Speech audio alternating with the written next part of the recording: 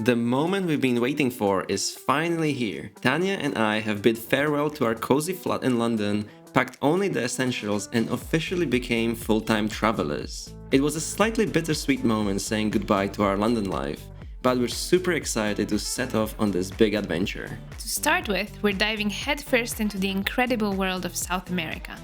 We don't actually have an exact return date, so who knows how long this whole adventure will last and where it will take us. But we're kicking it off in the mesmerizing country of Brazil.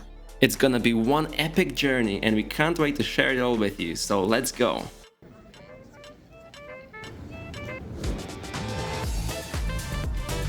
We are here!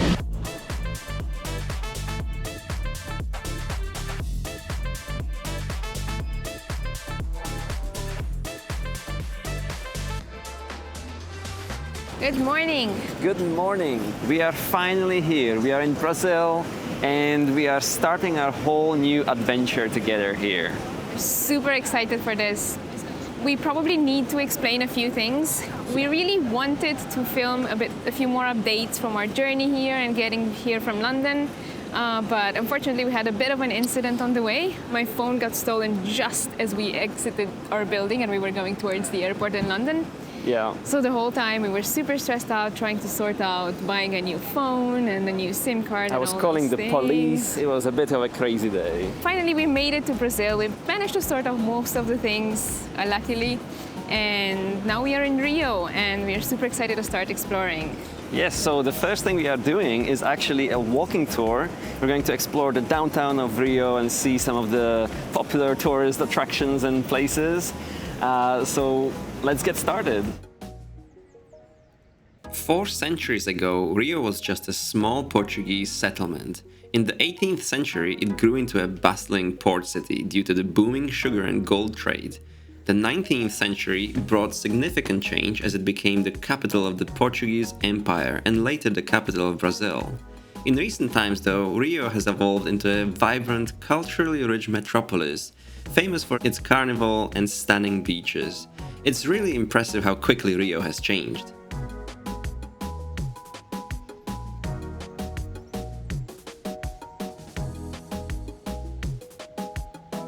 Tasting local foods is always a must for us, so we were so glad to stop at Café Colombo.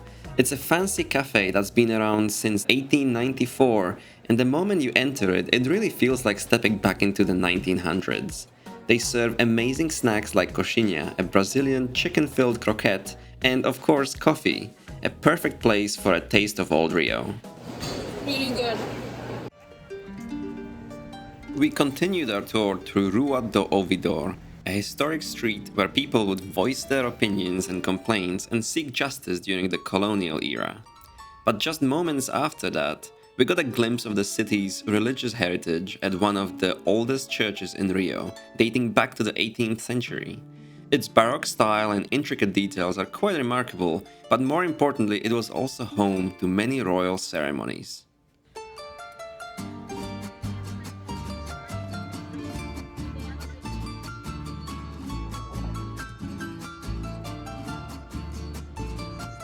The Municipal Theatre is a symbol of Rio's cultural richness.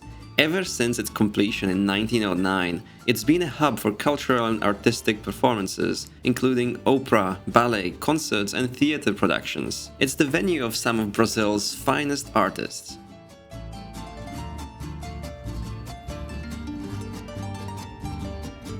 So we're just trying our first brigadeiro now, which is this traditional Brazilian sweet.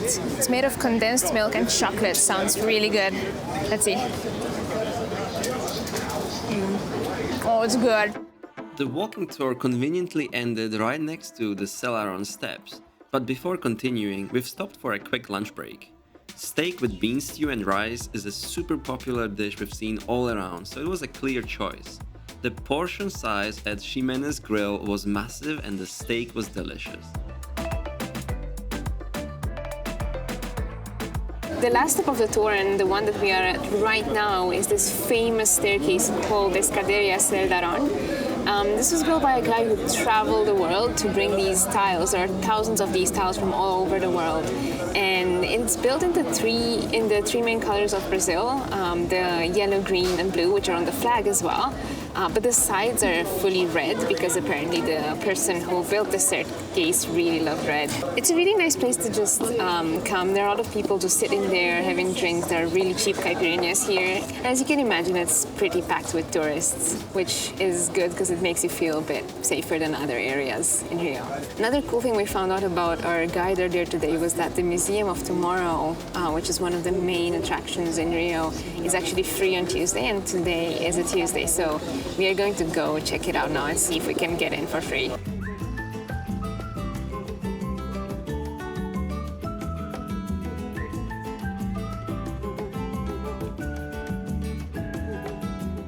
The Museum of Tomorrow is a modern, innovative science museum that encourages people to think about the impact of human actions on the environment and the future of our planet. Apart from the impressive futuristic design, there were some really cool exhibits like the levitating cloth. Ending the first day here in Rio with a visit to this thought-provoking museum was definitely worth it, especially because it was completely free.